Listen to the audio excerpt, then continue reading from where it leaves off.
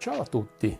Al termine dell'ultima recensione vi avevo promesso un prodotto JLab, ma mi sono poi accorto che non è ancora supportato dalla propria applicazione, pertanto rimandiamo la recensione di qualche settimana e oggi vediamo le Oppo Enco Air 3i, che sono delle True Wireless semi-in-ear a bastoncino dotate di Bluetooth 5.3 e di un driver dinamico in titanio da 13,4 mm.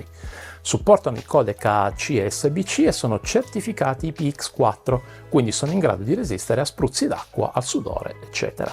Offrono caratteristiche di cancellazione del rumore in chiamata grazie agli algoritmi di intelligenza artificiale implementati e che andremo a misurare più tardi con i consueti test dei microfoni. E inoltre le specifiche indicano una durata della batteria fino a 5 ore e mezza e una durata totale per un massimo di 35 ore. Ho qui con me la colorazione azzurra, ma sono disponibili anche in bianco e stranamente non in nero. Andiamo a vederle più da vicino e procediamo con l'unboxing.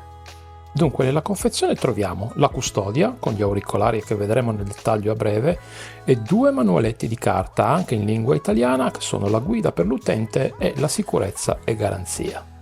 Essendo semi-in-ear non hanno gommini in dotazione, ma quello che fa più specie è che non è incluso nemmeno il cavetto per la ricarica.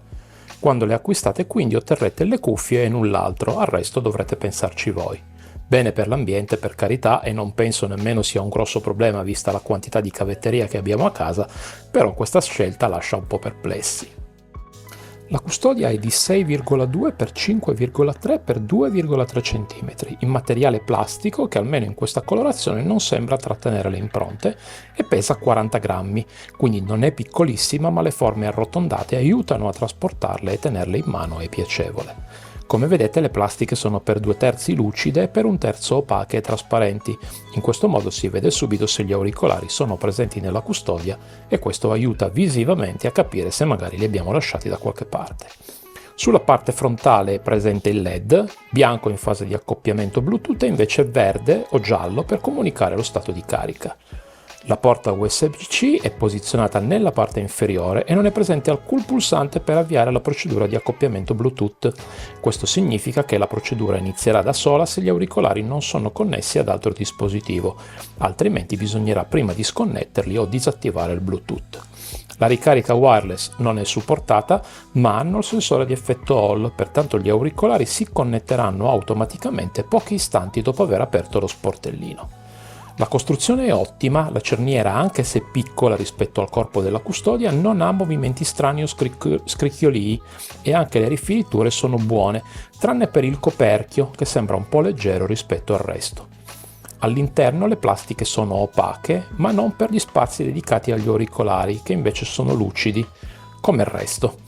Questi guardano verso l'interno e anche se il movimento per portarli all'orecchio non è difficoltoso, bisognerà comunque fare una piccola rotazione tra le dita. I magneti sono potenti, ma voglio focalizzarmi sull'estrazione perché c'è solo un modo per farli uscire sempre dalla custodia, ovvero fare leva sulla capsula, così che l'auricolare inizi autonomamente a fare una semirotazione, uscendo dalla sua sede possa essere poi estratto. Qualsiasi altro tentativo è destinato a fallire, difatti essendo molto incassati non consentono la presa diretta dalla capsula o dal bastoncino, soprattutto se avete le mani grandi. L'auricolare è di tipo semi-in-ear, con una forma che ormai conosciamo bene perché nel corso degli ultimi anni sono diventati quasi delle icone e tanti produttori hanno deciso di imitarne il form factor. La capsula a goccia, tagliata di netto nella parte terminale e che si chiude con una retina a protezione del driver interno, ha questo cerchietto posto centralmente che potrebbe essere scambiato per un sensore di prossimità che invece questo modello purtroppo non ha. Nella parte alta del bastoncino è presente l'area per i comandi touch, un po' piccola, a dire il vero l'avrei preferita leggermente più grande, anche se funziona bene ed è facilmente individuabile perché è leggermente incassata. Le Air 3i hanno un solo microfono posizionato al fondo del bastoncino, esattamente in mezzo ai due pin argentati per la ricarica. Ora che abbiamo capito come sono fatti, andiamo a vedere insieme come si indossano. Sono estremamente leggere, pesano infatti 3,7 grammi, quindi nell'orecchio ovviamente si percepiscono ma non affaticano e sono confortevoli. Con questo formato semi-in-ear il movimento è ad incastro, anche se una volta inserite richiedono piccoli movimenti avanti e indietro per trovare la giusta collocazione, ma quando ci prendete la mano il movimento diventa poi naturale. Non occludono il canale auricolare, caratteristica comune di tutti gli auricolari di questo tipo, e per questo motivo non ovattano i suoni circostanti che rimangono sempre presenti anche durante l'ascolto musicale, ad esempio. Al tocco sull'area touch non corrisponde una pressione nel canale auricolare, pertanto risultano comode anche per questo aspetto. A livello di indossabilità per me sono quindi ottime, mi hanno soddisfatto a pieno ed essendo relativamente piccole e leggere sono molto confortevoli. Vediamo ora in dettaglio l'applicazione a corredo. L'applicazione A-Melody è la solita che abbiamo visto diverse volte qui sul canale e gestisce sia i dispositivi Oppo che OnePlus. Anche se è disponibile per Android e per iOS, questi auricolari non sono riconosciuti dalla versione per iPhone, quindi se avete questo dispositivo potrete utilizzarle ma non potrete sfruttarle al meglio. Mostra la percentuale di entrambi gli auricolari e indica anche la percentuale di carica residua della custodia, ma solo se gli auricolari sono inseriti nella custodia stessa. Non avendo a disposizione l'ANC, ma solo algoritmi di riduzione del rumore in chiamata, per queste Air 3i non è presente alcuna opzione per questa funzione. C'è però la possibilità di equalizzare il suono, ma con sole 3 opzioni. La prima, Original Sound, è la firma sonora di Oppo ed è quella predefinita. Poi abbiamo Bass Boost per migliorare i bassi e Clear Vocals per migliorare i medi. Una possibile miglioria sotto questo aspetto possiamo ottenerla abilitando l'audio spaziale, che Oppo chiama Alive Audio, ma attenzione però perché funziona solo con alcune applicazioni o giochi. Apple Music, per esempio, è una di queste. C'è la possibilità di abilitare la modalità a più bassa latenza chiamata Game Mode, che su questi auricolari è interessante perché si spinge fino a 47 millisecondi, che penso sia il valore più basso visto finora. Infine possiamo controllare la disponibilità di nuovi firmware ed eventualmente procedere con l'aggiornamento. Un'applicazione minimale quindi, con poche funzioni ma quasi tutte utili, anche se solo 3 opzioni di equalizzazione sono davvero poche. I controlli sono touch e sono recepiti bene, anche se l'area per i comandi, come abbiamo visto prima, non è generosa. La configurazione di default è discreta, ma fortunatamente possiamo modificarla abilitando anche il tocco singolo, che di default è disabilitato. Con il doppio tocco su entrambi gli auricolari andiamo avanti di una traccia, mentre con il triplo tocco, sempre su entrambi gli auricolari, andiamo indietro di una traccia. Interessante l'impostazione del tocco prolungato, che consente sul sinistro di abbassare il volume, mentre sul destro di alzarlo. Come vedete possiamo modificare questa impostazione, ma solo non impostando nessuna azione. Non possiamo ad esempio lanciare l'assistente vocale. Tutti gli altri comandi sono a disposizione per il doppio e triplo tocco, mentre sul singolo possiamo abilitare esclusivamente il play e pausa. Insomma, una configurazione di base un po' così, che dobbiamo andare necessariamente a modificare per ottenerne una più completa e personale. Una caratteristica che mi ha lasciato piacevolmente sorpreso è la qualità audio, espressa da questo driver dinamico da 13,4 mm in titanio. È davvero notevole sia la qualità che la pressione sonora generata, che si attesta intorno ai 128 decibel. Il driver suona davvero bene ed è ben tarato, soprattutto per le medio-alte frequenze, dove riesce ad esprimersi al meglio. Anche i bassi sono interessanti, non eccessivamente pompati, ma potete eventualmente migliorarli con l'equalizzazione apposita nell'applicazione oppure impostando l'audio spaziale. Queste considerazioni sono fatte sempre avendo ben presente che il formato non agevola nell'isolamento e che non penetrano nel canale auricolare. Per questi motivi probabilmente Oppo ha lavorato su un driver con una pressione sonora maggiore in modo da sopperire alle mancanze proprie del fattore di forma.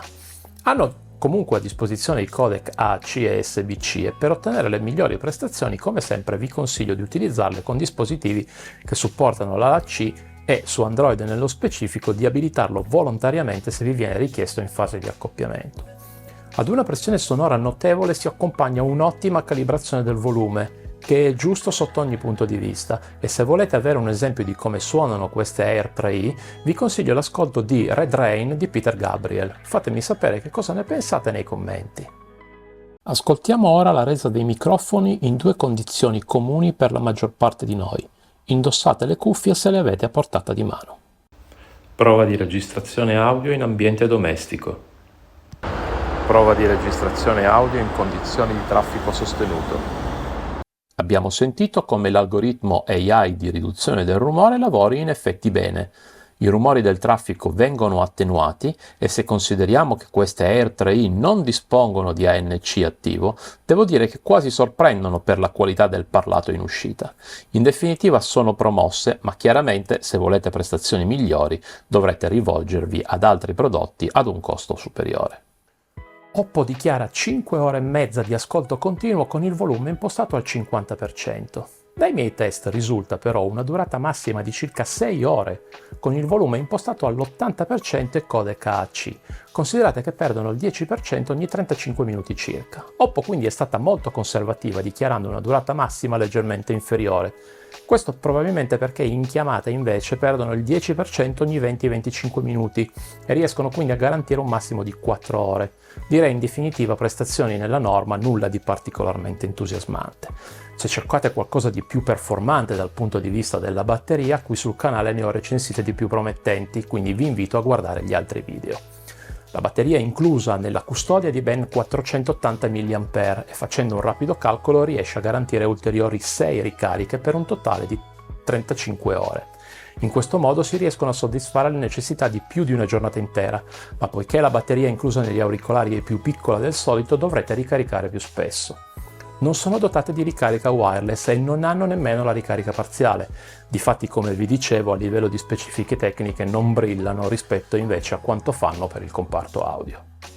Veniamo quindi alle conclusioni, mentre vi mostro come di consueto un riepilogo delle caratteristiche principali e la mia personale pagella. Per chi sono consigliate o meglio indirizzate queste Oppo Enco Air 3i? Sono principalmente pensate per utenti Android, meglio ancora se possessori di un Oppo o OnePlus che non guardano troppo le specifiche tecniche ma cercano piuttosto un prodotto solido e concreto. Difatti non hanno un ANC adattivo ma degli algoritmi AI per la soppressione del rumore in chiamata, non hanno sensori di prossimità, non sono multipoint e non hanno la ricarica wireless e nemmeno quella parziale. Però sono comode, leggere, il driver da 13,4 mm offre un ottimo sound e ottime prestazioni. L'applicazione eMelody che conosciamo molto bene ha le funzioni essenziali e poco altro, ma fortunatamente offre la possibilità di modificare la configurazione base per i comandi touch, ma ricordo che la versione per iPhone non supporta questi auricolari. Agganciandosi solidamente alla forma dell'orecchio possono essere utilizzate anche per fare sport, ma attenzione alla sola certificazione IPX4. E veniamo infine al costo, che di listino sarebbe 59,99 euro, ma online si trovano a 39,99. Il prezzo iniziale sarebbe folle visto cosa offrono, mentre a prezzo scontato ci possono stare, considerando la qualità costruttiva generale e l'ottimo sound. Come sempre, spero che questa recensione vi sia piaciuta, fatemelo sapere nei commenti e datemi anche consigli su come migliorare il canale. Nel frattempo però mettete un like e iscrivetevi per far crescere il canale per non perdervi nessuna delle altre recensioni che sto preparando per voi. Nel prossimo video, a grande richiesta, vedremo le Xiaomi Redmi Buds 5, per cui attivate le notifiche per rimanere sempre aggiornati. Alla prossima!